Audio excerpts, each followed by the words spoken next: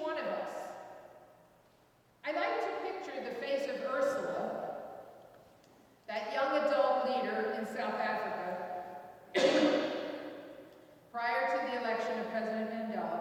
Ursula stood outside her mud hut in the township of Durban, outside of Durban, as I spoke to her about her situation. And she, as I mentioned before, had been tortured, her vocal cords were severed, she no longer had a voice. And now she is saying, "You are my voice." That was in regard to social justice. She says, "Go back and tell your people and your legislators to join the rest of the world in helping to free us."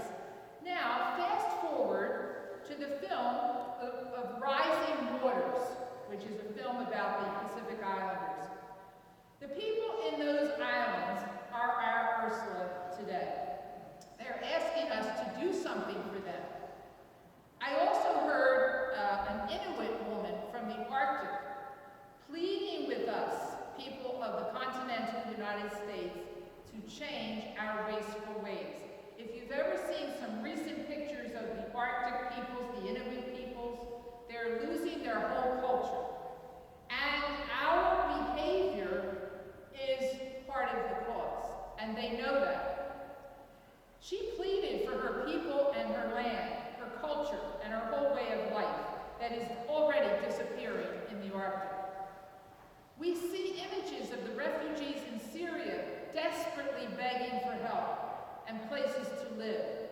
We can only imagine the millions of people on coastal regions who will find their homes underwater very soon. These images are no longer figments of our imagination, but are the reality of our own day. As Catholics and other people of faith, we gather this day to remember Father Thomas Berry and his legacy of a new universe story.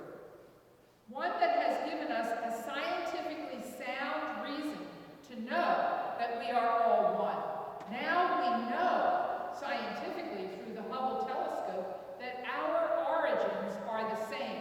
The elements 14 billion years ago that created the stars are the same elements in our bodies, every living organism. We are one. It's not we're becoming one, we are one. We breathe the same air, we drink the same water, and root ourselves in the same land. Pope Francis reminds us of our common home. We are the only species who can decide whether or not to destroy it or allow it to flourish. Economist Jeffrey Sachs, who just spoke in Philadelphia last week, and scientist Jim Hansen of NASA have given us the facts. We don't have the time we thought we had. 5 years ago, they thought we had more time. But we do now have the time we need to lessen the impact. We can't reverse anything. We can't make it the way it was. Earth will never be how it was before, 100 years ago. So what keeps us from taking the action we must? What keeps us from transformation of mind, heart, and spirit? Could it be our own disbelief?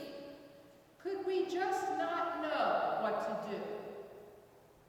Are we still waiting for someone else to do something? What is the reason we keep moving toward destruction? Just as in the case of a person with any other addiction, we must examine our lifestyles.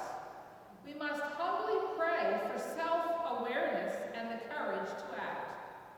We know we cannot do it alone. We need each other. We pray for open minds. Our hearts and our wills will move forward only together. And to believe that this is the most serious issue of our times.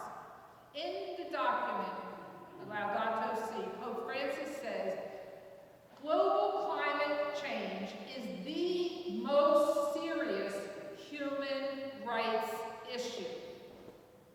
The most serious. We are the ones who can give water, new life, rich fertilizer to the fig tree so that it can once again bear fruit. Will we?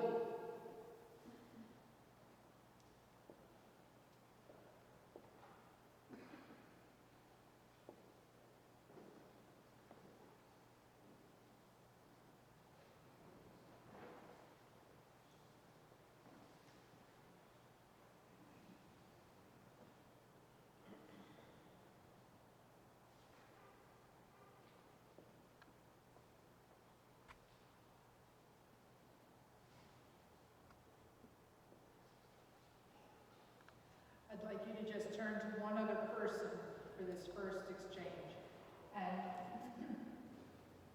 see if you could answer this question.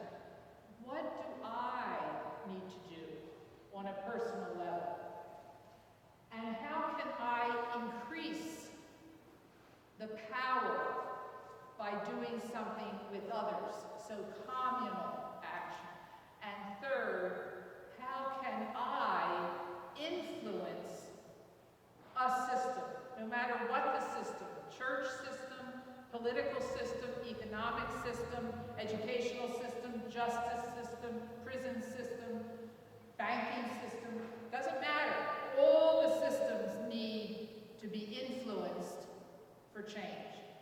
So just reflect for a minute on the three levels of transformation personally. Each of us have to act on the three levels. We can't look to neighbor and say, oh, well, he's taking care of that for us. He's working on the farm. That's good. No, he cannot do it without us. So I have to be alive and moving. I have to be with others, acting, and I have to influence the system. So we point the finger at ourselves in transformation. We're each asked to act on these three levels.